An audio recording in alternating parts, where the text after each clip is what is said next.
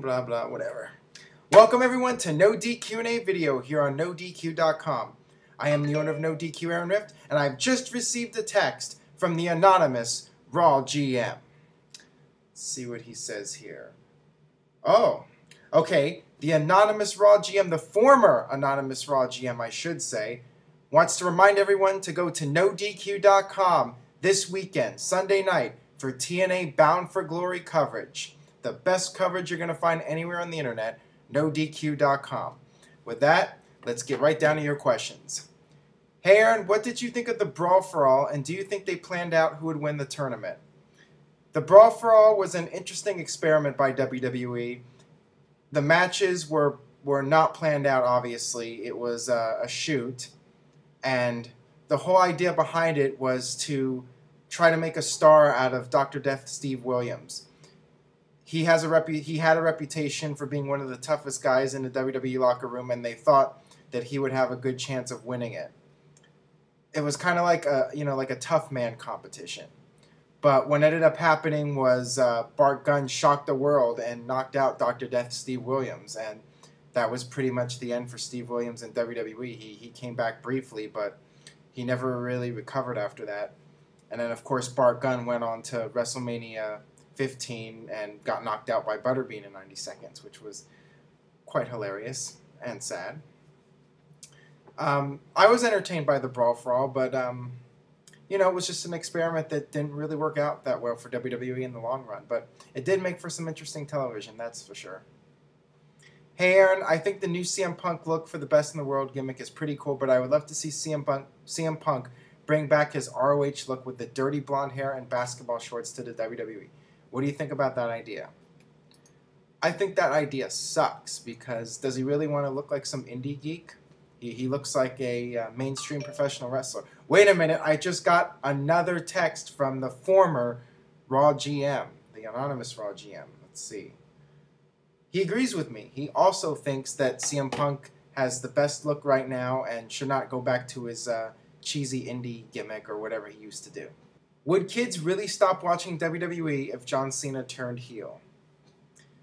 The funny thing is, I think it would be the opposite of what WWE is afraid of. WWE is worried that if John Cena was to turn heel, that kids would be alienated, they would lose interest, and merchandise sales would drop off. But I think the opposite. I think that kids would get interested in John Cena being a heel because he'd be a rebel, and they'd probably still buy his merchandise, and they'd actually sell more merchandise. I think as much as women and children love John Cena, eventually, and maybe even now, they're starting to get sick of the same old character each and every week, just like the men. I mean, we're all human. We all get tired of the same thing after a while. So I do not think people would stop watching, especially kids, if John Cena turned heel. So I really think WWE needs to take that risk. But, I get this question asked constantly about John Cena turning heel. It's WWE's decision, and they don't really want to take any unnecessary risks. So perhaps someday it'll happen, but yeah, I get that question asked at least 10 times a day. Why are WWE storylines so rushed recently? Well, they're rushed because WWE always is changing plans. And I think the problem here is that they see the internet as harmful to their product in terms of spoilers getting out and that sort of thing. A perfect example would be around 2009, early 2009, when they were doing that Jeff Hardy Mystery Attacker storyline. And the plan was for Christian to come in and feud with Jeff Hardy and be revealed as the attacker. But when it got leaked out on the internet, WWE decided to change plans and have Matt Hardy be the attacker, and then Christian would just take Matt Hardy's spot on ECW.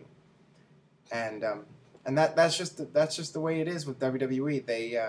They think that something's too predictable, or they think that it's already leaked out on the internet, so they change plans, and they change plans again and again, and Vince McMahon doesn't like something, and it's just kind of a mess. Like I've said on previous videos, they really need to try to work on coming up with a solid plan and just going with it. And if it leaks out to the internet, so be it. Just let it play out. Let it make sense.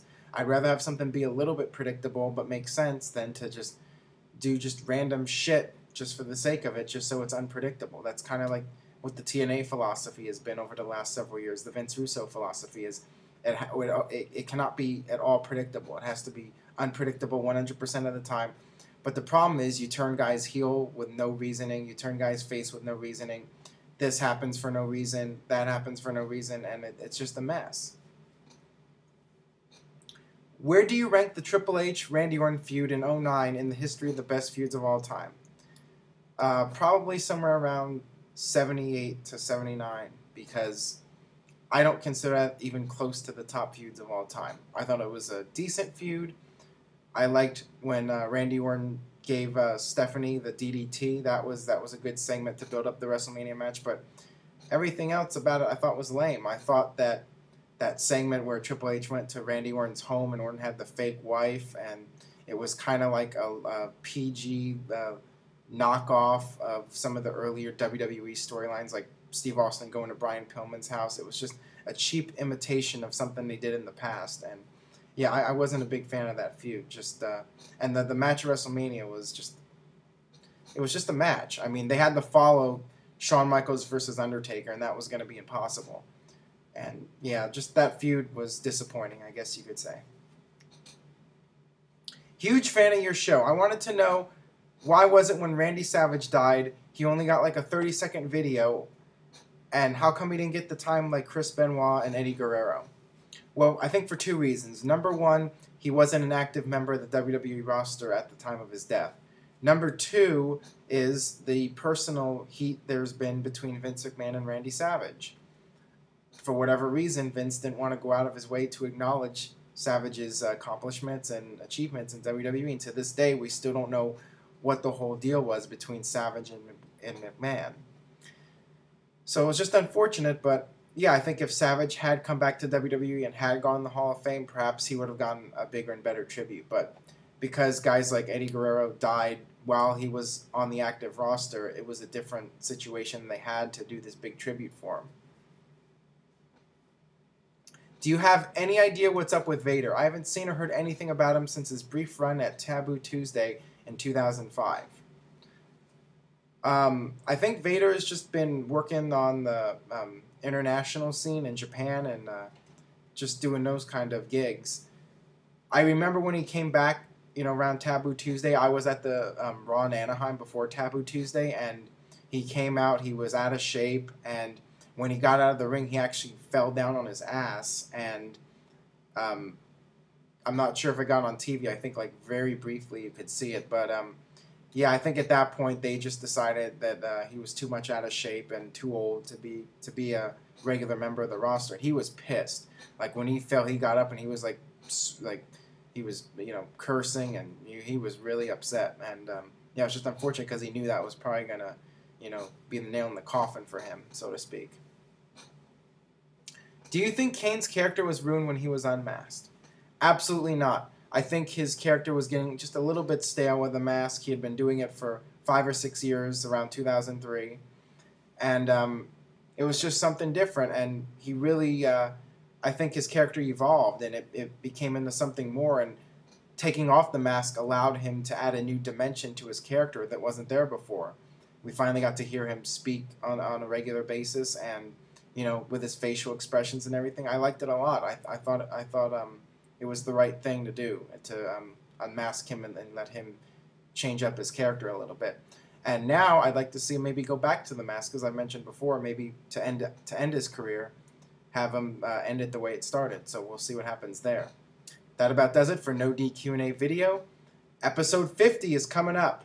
So if you would like to have a question answered on episode 50, go to NoDQforums.com, go to the NoDQ&A forum, and submit your question there. You can just put the subject line question for NoDQ&A 50, and I'll check it out. And the more posts you have, the better the chance you'll have of me answering the question. So go on there, start posting, start interacting with fans. And on that note, we'll see you next time for NoDQ&A video here on NoDQ.com.